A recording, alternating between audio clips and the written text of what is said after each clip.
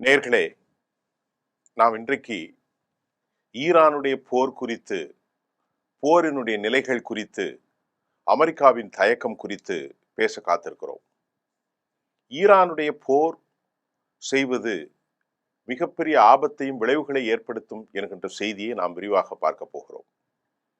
ஏனென்று சொன்னால், இந்த கருத்து நேற்று வெளியாகி இருந்ததை அமெரிக்கா மட்டுமல்ல, உலகம் முழுவதும் பெரும் கொதிநிலை ஏற்படுத்தியிருக்கிறது. அமெரிக்காவுடைய டொனால்ட் ட்ரம்ப் இந்த கருத்தை மறுத்தாரா? யார் ஈரானுடைய போர் செய்வதற்கு எச்சரிக்கை செய்தார்கள்? இதை நாம் முதலில் இருந்து தற்போது பார்க்க போகிறோம். ஈரானோடு போர் செய்வது மிகுந்த அபாயத்துக்குரியது என ஒட்டுமொத்த இராணுவ ஜெனரல் டேனியல் டான் கெயின் எச்சரித்திருக்கிறார். அவருடைய எச்சரிக்கையில வெளியான செய்திகளை அமெரிக்க அதிபர் ட்ரம்ப் 100% தவறானது என்றும், இது ஒரு பொர்ட்ரேட் போலி ஊடக பின்னணி கொண்டதும் என்று சொல்லியிருக்கிறார். ஜெனரல் டான் பின்னணியில் ட்ரம்போடு ஆலோசனை நடத்தக்கூடிய வீடியோக்கள் வெளியாகி இருந்திருக்கிறது. அந்த வீடியோவில் அமெரிக்க ஜனாதிபதி டொனால்ட் ட்ரம்பும் கூட்டு தளபதிகளின் தலைவர், அதாவது அமெரிக்காவினுடைய இராணுவ ஜெனரல் டேவிட் டான் கெயின். எப்ப நடந்தது இந்த கூட்டம்? ஜனவரி 3 2026 அன்று அமெரிக்காவினுடைய புளோரிடாவின் பாம் பீச்சில் உள்ள மார்க் அலேவ்கோவில் அவர் பேசிய இந்த பேச்சு தான் தற்போது உருவெடுத்திருக்கிறது. அவருடைய கருத்துக்கள் என்ன தெரியுமா? அமெரிக்கா போர்ல ஈடுபட்டா பெரும் தோல்வியை சந்திக்கும், அமெரிக்கா பெரும் இழப்பை ஏற்படுத்தும். அப்படி என்ன சொன்னாரு டான் கெயின் அப்படின்னு நாம இப்ப பார்ப்போம். நீண்டகால மோதலில் சிக்கிக் கொள்வது அமெரிக்காவுக்கு பெரிய அளவுல உயிர் இழப்புகளை ஏற்படுவதற்கான சாத்தியக்கூறுகள் உட்பட ஈரானை தாக்கும் போது தொடர் அபாயங்கள் குறித்தும் அமெரிக்காவுடைய இந்த கூட்டு தளபதிகளின் தலைவரான ஜெனரல் டேவிட் டான்கான் எச்சரித்ததாக ஊடக அறிக்கைகளை குறித்து உலகம் முழுவதும் செய்திகள் வெளியானது. அமெரிக்க ஜனாதிபதி ஷாக் ஆயிட்டார். ஏன்னா அவருடைய நாட்டில் இராணுவத்தை தலைமையாக்கக்கூடிய ஒரு கூட்டுப்படை தளபதியை அமெரிக்கா போர் செய்தால் தோற்றுவிடும் என்றும், அமெரிக்கா வலிமை இல்லை என்றும், நீண்டகால போருக்கு ஆயுதங்கள் இல்லை என்றும் சொன்னால் அது ஆபத்து தான். இப்போ இன்றைக்கு புதன்கிழமை, நேற்று முன்தினம் திங்கட்கிழமை தனது ட்ரூத் எக்ஸ்தல பதிவில் அமெரிக்க அதிபர் டொனால்ட் ட்ரம்ப் அதுக்கு பதில் அளிக்கிறார். என்ன சொல்றார் அப்படின்னு பார்ப்போம். திங்களன்று ஒரு சமூக ஊடக பதிவில் அவருடைய பதில்கள் எப்படி இருக்கிறது? அதாவதுங்க, அமெரிக்காவுடைய இராணுவ தாக்குதல் ஜனாதிபதி அச்சுறுத்தி உள்ளதாகவும், ஈரான் போரை எளிதில் வெல்ல முடியும் என்றும் கெயின் நம்புகிறார் என்றும் அவர் சொல்கிறார். அதுக்கு பதில் சொன்ன அவர் என்ன சொல்றாருன்னா, கெயின் நீங்க நினைக்கிற மாதிரி இல்லை, அவர் பேசிய வீடியோ வெளியே வந்துருச்சு, ஈரானோடு போர் செஞ்சா ரொம்ப ஆபத்து, உயிர் பலி வந்துடும், நம்மள்கிட்ட வல்லமை இல்லைன்னு சொல்லிட்டார். இவர் அதை சப்பை கட்டி இல்ல டேனியல் டான் கெயின் அவ்வாறு சொல்லவில்லை, அவர் உறுதியாக இருக்கிறார், இதெல்லாம் ஒரு fake message, it's a portrait அப்படிங்கிறத சித்தரிக்கப்பட்டது அப்படின்னு சொல்லிட்டார். அமெரிக்காவுடைய உத்தரவு 2/3 ஈரான் பேச்சுவார்த்தைக்கு தயாராக இருக்கிறதா? அடுத்து வாஷிங்டன் போஸ்ட்ல என்ன செய்தி வந்திருக்கிறது? வாஷிங்டன் போஸ்ட் ஒரு செய்தியை வெளியிடுறாங்க. எப்ப? லாஸ்ட் வீக், கடந்த வாரம். அவர் தான் வாஷிங்டன் போஸ்டுடைய செய்தி நான் உங்களுக்கு சொல்றேன். ஒரு சந்திப்புல ட்ரம்ப்கிட்ட தான் டேவிட் டான் கெயின் ஒரு ரிப்போர்ட் கொடுக்கிறார். அந்த ரிப்போர்ட்ல வெடிமருந்துகள் நம்மள்கிட்ட ரொம்ப கம்மியா இருக்கு, பிராந்திய நட்பு நாடுகளின் ஆதரவும் நமக்கு இல்லை, அமெரிக்காவின் தாக்குதல் ஏற்பட்டால், அமெரிக்கா ஈரானை தாக்குதல் ஏற்பட்டால் ஈரான் மிகப்பெரிய பதிலடியை கொடுக்கும், இது அமெரிக்க முயற்சிகளுக்கு பெரிய இடையூறை ஏற்படுத்தும் என்றும் சொல்கிறார் டேவிட் டான் கெயின். ஏவுகணை பாதுகாப்பு அமைப்புகள் பயன்படுத்தப்பட்ட உள்பட அமெரிக்க ஆயுத களஞ்சியங்கள் அமெரிக்காவிட்ட இருக்கக்கூடிய ஏவுகணைகளோ, அமெரிக்காவிட்ட இருக்கக்கூடிய மோனிசன்ஸ் குண்டுகளோ ரொம்பவே நம்மள்ட்ட கம்மியா இருக்குங்க. ஏன்னா நாம இஸ்ரேலுக்கும் உக்ரைனுக்கும் நட்பு நாடுகளுக்கு ஆதரவாக ஏராளமானதை பயன்படுத்துவதன் மூலமாக நம்மிடத்தில் இப்பொழுது இல்லை. அதாவது ஈரானை எடுத்து போர் செய்வதற்கான ஆயுதங்கள் இல்லை. எந்த ஒரு ஈரானுடைய பிரச்சாரத்தின் அளவு, அதன் உள்ளார்ந்த சிக்கலான பல விஷயங்கள் அமெரிக்காவுக்கு பெரிய உயிரிழப்பை தான் ஏற்படுத்தும். அதனால போர் வேணாம் அப்படின்னு கெயின் தனது கவலைகளை எழுப்பியுள்ளதாக வாஷிங்டன் போஸ்ட் செய்தி வெளியிட்டிருக்கிறாங்க. எந்த ஏரியாவில் பேசுனாங்கன்னு சொல்லிட்டேன். இந்த விஷயத்துல உள் விவாதங்களை நன்கு அறிந்த ஒரு நபரை வாஷிங்டன் போஸ்ட் கோடிட்டு டேவிட் கெயினுடைய விஷயம் கன்ஃபார்ம் என்று சொல்லியிருக்கிறது. ஆனா இந்த பிரச்சனை டிசென்ட் வந்துருச்சு. ஒரு கருத்து மாற்றம் வந்தோடனே அந்த கூட்டுப்படை தளபதிகள் மொத்த மத்திய தலைமை தளபதி டான் கெயின் அலுவலகம் வாஷிங்டன் போஸ்ட் கட்டுரைக்கு பதில் கொடுக்கறாங்க. என்ன பதில் கொடுக்கறாங்க? அமெரிக்காவினுடைய பாதுகாப்பு முடிவுகளை, அதை நான் சொல்லலன்னு கூட சொல்லல, நேரடியா நான் அப்படி சொல்லலன்னே அவர் சொல்லல. அவர் என்ன சொல்றார் பாருங்க. அமெரிக்காவினுடைய பாதுகாப்பு முடிவுகளை எடுக்கக்கூடிய உரிமை சிவிலியன் தலைவர்களுக்கு, அதாவது டொனால்ட் ட்ரம்ப் போன்ற தலைவர்களுக்கு உண்டு. இதுல பலவிதமான இராணுவ விருப்பங்களையும் அடுத்து செகண்ட் கிரேட் ஒப்பீனியங்களையும் பரிசீலனிக்கக்கூடிய தொடர்புடைய தாக்கங்கள் மற்றும் அபாயங்களை வழங்கும் பணி அவருக்கு இருக்கு அப்படின்னு சொல்லிட்டாங்க. நாங்க சொல்லலன்னு சொல்லலைங்க. எப்படி சொல்றாங்க? வாஷிங்டன் போஸ்ட் செய்திக்கு பதிலளித்த டான் கெயினுடைய விஷயம், சிவிலியன் தலைவர்கள்னா முடிவெடுக்கக்கூடிய பொறுப்புல அமெரிக்க அதிபர் தான் இருக்கார். அவருக்கு இரண்டாம் மட்ட தலைவர்களுக்கு என்ன நடக்குதுங்கிற உண்மையை சொல்றதுக்கு எங்களுக்கு தலைவருக்கு பொறுப்பு இருக்கு, அதாவது ராணுவ தலைவருக்கு. அதைத்தான் நாங்க சொல்லியிருக்கோம் அப்படின்னு நான் சொல்லலன்னு வாஷிங்டன் போஸ்டுக்கு பார்க்கல, சொன்னதாக சொல்லிட்டார். இதுக்கு இடையில ட்ரம்புட அவருடைய பேச்சினுடைய விஷயங்களை, டான் கெயினுடைய கவலை, இந்த போர் செஞ்சா நம்ம தோற்றுருவோம் அப்படிங்கிற கவலையை குறித்து ஒரு மிக முக்கியமான அமெரிக்காவுடைய ஒரு அப்ராப்ரியேட்டா அத்தன்டிசிட்டின்னு எல்லாரும் நம்பக்கூடிய ஒரு ஆன்லைன் ஆக்சியோஸ் செய்தி நிறுவனம் திங்கட்கிழமை மாலை ஒரு செய்தியை வெளியிட்டாங்க.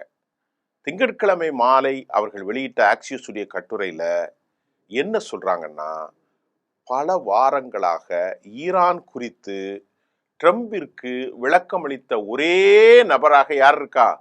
டேவிட் டான் கெயின் மட்டும்தான் இருக்கிறார். இப்ப மேலும் ஆக்சியோஸ் அடுத்த செய்தியில சொல்றாங்க, மத்திய கிழக்கில் அமெரிக்க இராணுவ நடவடிக்கைகளை மேற்பார்வையிடும் பணியில் ஈடுபட்டுள்ள மத்திய கட்டளை சென்காம் தலைவர், ரொம்ப முக்கியமாக இந்த அட்மிரல் பிராட் கூப்பர், இது ஈரானுடைய பேச்சுல போனார். அவரு ஜனவரி மாதம் ட்ரம்போடு நடந்த சந்திப்புல அவர் அழைக்கவே இல்லை, டேவிட் கெயின் மட்டும்தான் போயிருந்தார் அப்படிங்கிற செய்தியும் ஆக்சியோஸ் சொல்லிட்டு சொன்னது மட்டும் இல்லைங்க. ஆக்சியோஸுடைய தலைப்பு என்ன தெரியுமா? ஈரான் மீது போர் செய்வதற்கு ஒரு ரிலக்டன்சி மிலிட்ரி, அதாவது தயக்கம் காட்டும் போர் வீரன் அப்படிங்கிற தலைப்புல தான் ஆக்சியோஸ் செய்தியை வெளியிட்டு இருக்கிறாங்க. ஆக்சியோஸினுடைய 2 ஆதாரங்களை மேற்கோள் காட்டி ஜனவரி மாதம் என்ன சொல்லுதுன்னா, அவர் சொல்றார், யாரு? David Dan Caine. இங்க பாருங்க, மிஸ்டர் பிரசிடென்ட், ஜனாதிபதி நிக்கோலஸ் மதுராவை கடத்துவதற்காக வெனிசூலாவில் இந்த கெயின் தான் முழு வேலையில ஈடுபட்டிருந்தார். யாரு? Dan Caine. அப்ப அவர் சொல்றாரு, அதாவது நாம வெனிசுலாவில் நிக்கோலஸ் மதுராவை ஆபரேஷன் வேறு, ஈரானுடைய ஆபரேஷன் வேறு. ஈரானை சுற்றியுள்ள விஷயம் ரொம்ப ஆபத்தானது, ரொம்ப எச்சரிக்கையாக செயல்படணும், போர் செய்வது தவிர்க்கப்படணும் அப்படின்னு அவர் சுட்டி காட்டியதாகவும், அதைத்தான் ஈரான் மீது அவருடைய அச்சமும் பயமும் இருப்பதாக ஆக்சியோசிஸ் தனது செய்தியில் சொல்லி காட்டுகிறது. போருக்கு தயங்கும் இராணுவ வீரன், இந்த தயக்கத்தை காட்டும் போர் வீரன், நான் இப்ப சொன்னோம்ல, கெயின் ஈரான் மீது ஒரு தயக்கத்தை காட்டுவதைத்தான் ரொம்ப ரிலிக்டன்ஸ் மிலிட்ரி ஆபரேஷன் அப்படிங்கிற தலைப்புல இது சுட்டி காட்டப்படுது. அடுத்து ஈரானில் ஒரு பெரிய நடவடிக்கை பங்குகள் அதிகமாக இருந்ததாகும், அப்படி இருப்பதாகும் அந்த சிக்கலில் அமெரிக்காவுக்கு பெரிய அளவில் உயிர் சேதம் ஏற்படும் என்றும் டான் கெயின் கருதுகிறார் என்று அமெரிக்க நிர்வாகத்தில் உயர்மட்ட கூட்டங்களுக்கு தெரிந்த 2 ஆதாரங்களை ஆக்சியோஸ் சுட்டி காட்டிருக்கு. இப்போ இதைத்தான் போலி செய்தி ஊடகங்கள் ஆக்சியோஸோ வாஷிங்டன் போஸ்டோ பதிலடி கொடுப்பதை என்ன சொல்றார்? டேனியல் கெயின் சொன்னதை ஈரானோடு போருக்கு செல்வதற்கு தவறாக இருக்கிறார் என்று பரப்பரான பொதுவான பரப்புரை செய்துகிறார்கள். இதை பத்தி ட்ரம்ப் கடுமையான காட்டத்தில் சொல்றார். அவருடைய பதிவை நாங்க படிக்கிறோம். அந்த பதிவில் அவர் சொல்றாரு, Trump wrote that Cain is a great fighter and represented the most powerful the military anywhere in the world. He has not spoken of not doing Iran or even the fact-limited strike that I have been reading about. He only knows one thing, how to win, and if he is told to do so, he will be leading the peak.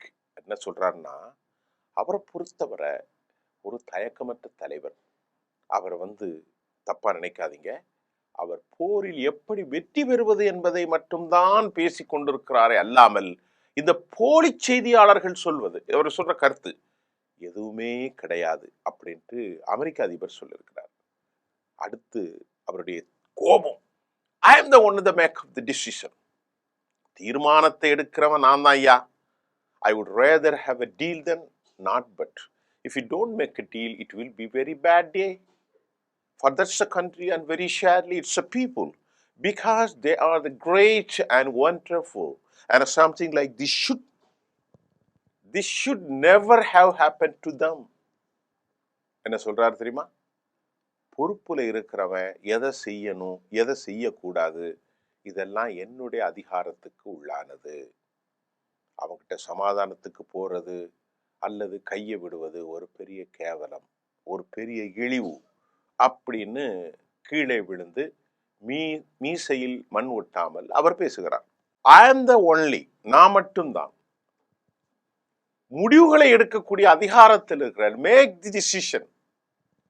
இப்ப வேற யாரும் கிடையாது, யாருமே அந்த முடிவு எடுக்க மாட்டார். அப்படி இருந்தால் அது எப்படி இருக்கும் தெரியுமா? It will be a very bad day. எதுக்கு? ஒட்டுமொத்த அமெரிக்காவுக்கும். Are the great and wonderful and something like this should never have happen to them. சரி, அடுத்து ஈரான்கிட்ட உள்ள விவகாரங்களை எல்லாம் அவர் சொல்லிட்டார். ஈரானை எதுவும் செய்ய வேண்டாம் என்று அவர் பேசவில்லை. இப்போ மறுபடியும் என்ன சொல்றாருன்னா, இந்த மாதிரி போலி வரையறுக்கப்பட்ட தாக்குதல்கள் பற்றி கூட அவர் பேசல. பொய் சொல்றதே தானே இவருக்கு வழக்கம். அவருக்கு ஒரு விஷயம் மட்டும் தெரியும். எப்படின்னா, யார் இவர் சொல்றார்? Donald Trump. கெயினுக்கு ஒரே ஒரு விஷயம் தாங்க தெரியும், போரை நடத்துறது எப்படி, வெற்றி பெறுவது எப்படி. அவரிடம் கூறப்பட்டால் நான் சொன்னா அவர் செய்வார் என்றும் டொனால்ட் ட்ரம்ப் சொன்னார். ஈரானுடைய போர் குறித்து எழுதப்பட்ட அனைத்து தவறுதலாகவும், அனைத்தும் deliberate statement has been made, அனைத்தும் வேண்டுமென்றே திணிக்கப்பட்ட பொய் என்றும் அமெரிக்க ஜனாதிபதி சொல்கிறார். ட்ரம்ப் பல வாரங்களாகவே ஈரானை தாக்குதலுக்கு ரொம்ப திட்டமிட்டிருக்கிறார். இதனால பிராந்தியத்தில் குழப்பத்தையும் மோதலையும் பரப்பக்கூடிய ஒரு சாத்தியமான போருக்கு தயாராவதற்கு மத்திய கிழக்கில் பெரிய அளவிலான அமெரிக்க படைகள் நிறுத்தப்பட்டிருக்கிறது. ஈரான் அமெரிக்காவிற்கு சிறிதளை வெளிப்படையான அச்சுறுத்தலை அளிக்கிறது. தூண்டுதல் இல்லாத தாக்குதல் சர்வதேச சட்டத்தை மீறும் இவனுடைய நடவடிக்கைன்னு ஈரான் கடும் எச்சரிக்கை தெரிவித்திருக்கிற நேரத்தில் பேச்சுவார்த்தைக்கு வரலாம்.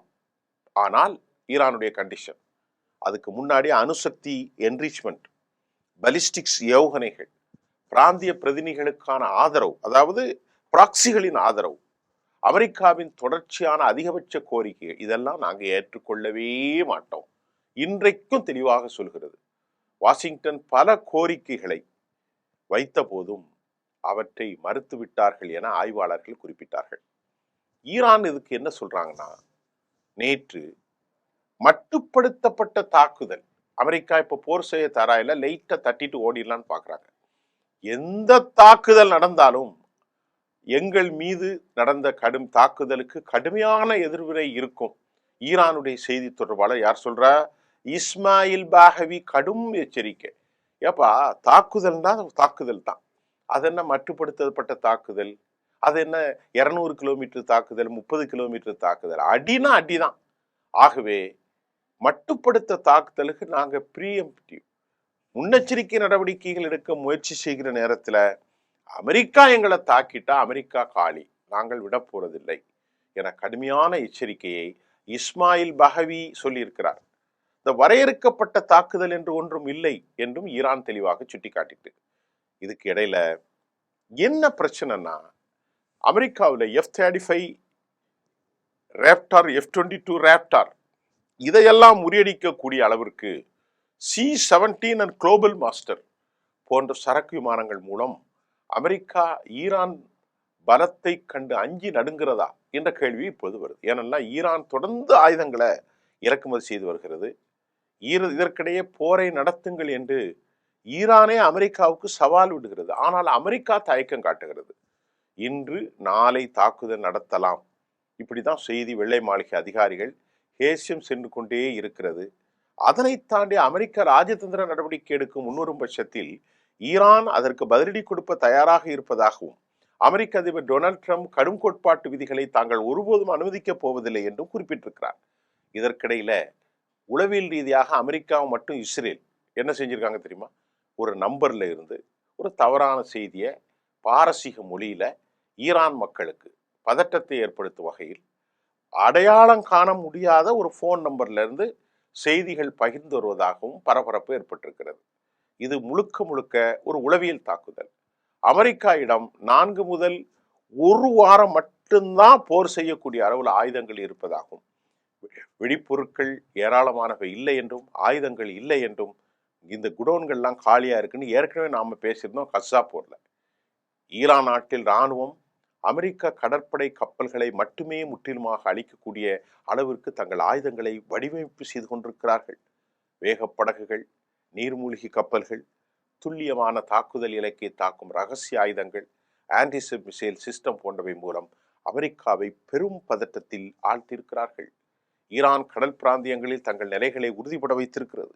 கடல் கன்னிவெடிகள், மறைத்த மிதவைகள், கடலோர மலைகளுக்கு கீழ் சூழப்பட்ட நிலக்கீழ் கன்னிவெடிக ட்ரோன்கள், பாரசீக வளைகுடா மற்றும் ஹெர்மூஸ் பகுதியில் தாக்குதலை மையப்படுத்தி ஈரான் ஆதிக்கம் செலுத்தும் வகையில் அமைந்துள்ளது. இதுக்கு இடையில யாயிட் லாஃபீர், இஸ்ரேலுடைய எதிர்க்கட்சி தலைவர் என்ன சொல்றாருன்னு பார்ப்போமா? ஈரானை துவம்சம் செய்தே ஆக வேண்டும். பெஞ்சமின் எனக்கு எதிரிதான், ஆனால் நாங்கள் 2 பேரும் இணைந்து நிதானமாக செயல்பட தயாராக இருக்கிறோம். இதான் இன்னைக்குள்ள செய்தி. இப்போ உங்களுக்கு நான் தெளிவா சொல்லிட்டேன். எந்த நிலையிலும் போர் செய்ய தயார், அடி. ஆனா அடிக்க அமெரிக்கா மறுக்கிறான். அமெரிக்காவுடைய எச்சரிக்கை, அமெரிக்காவுடைய அச்சம் என்ன காரணம் என்பதையெல்லாம் சர்வதேச செய்தியினூடாக நான் உங்களுக்கு விளக்கியிருக்கிறேன். மீண்டும் அடுத்த செய்தியில் உங்களை சந்திக்கிறேன்.